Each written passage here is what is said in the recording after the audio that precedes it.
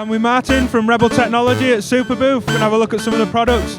I'll start by saying that you've got the Owl, fantastic open platform that I've done a video for.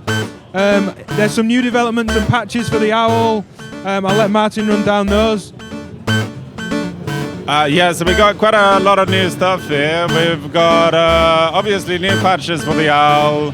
We're also showing a brand new product, which is the Foreo clock multiplier, where you can multiply and repeat triggers and gates, and you got pulse width modulation as well. All of them CV controllable.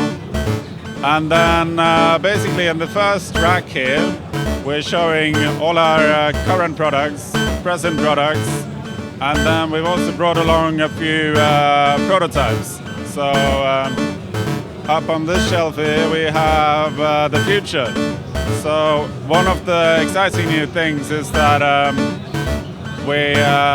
there's the Prism, which is a OLED screen scope, and we can get Lissajou patterns, and it's going to be a programmable platform just like the Owl, so you'll see a whole range of exciting functionality for it.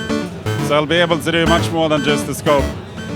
It's got a stereo audio input and output and 2 CVs, so you'll be able to plot up to 4 CVs or audios, and have CV control over parameters and a whole host of other things.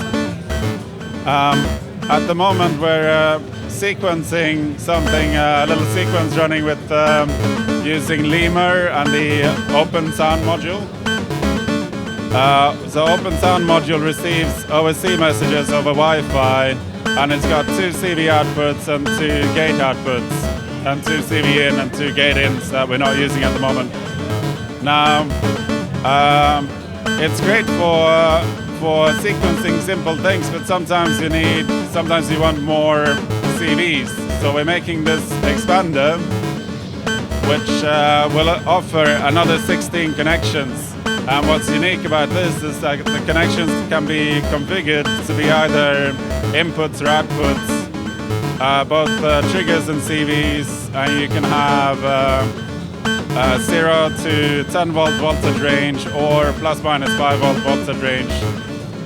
So that makes the Open Sound an even more flexible platform. And with the firmware updates, the Open Sound will also be able to do MIDI over wireless, which enables integration with even more apps. Yeah, so you mentioned the Owl, it's all open source.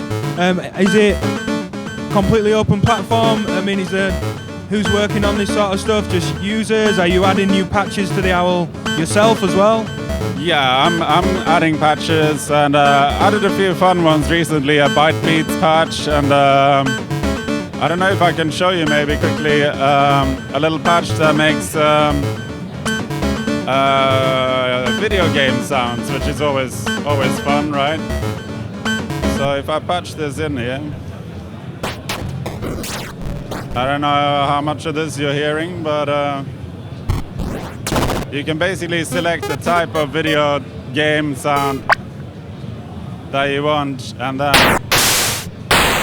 every trigger, of course this can be triggered from anywhere, so we can then sequence it from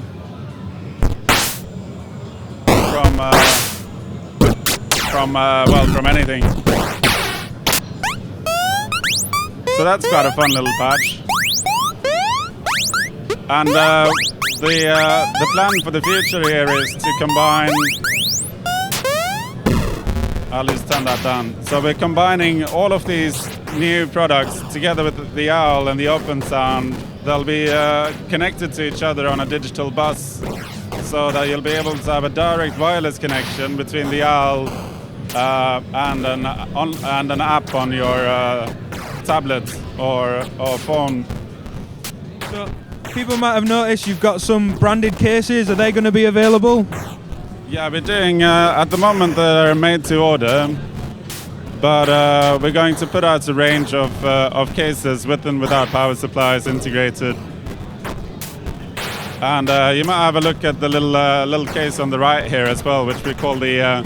So this is the Arctic range of cases, and so this is the Arctic Explorer, the smallest case in the series.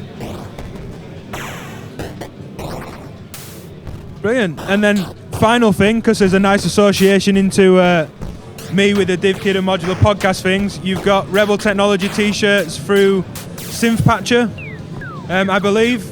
It's worth noting, synthpatcher.com for synth t-shirts, some DivKid ones on there as well.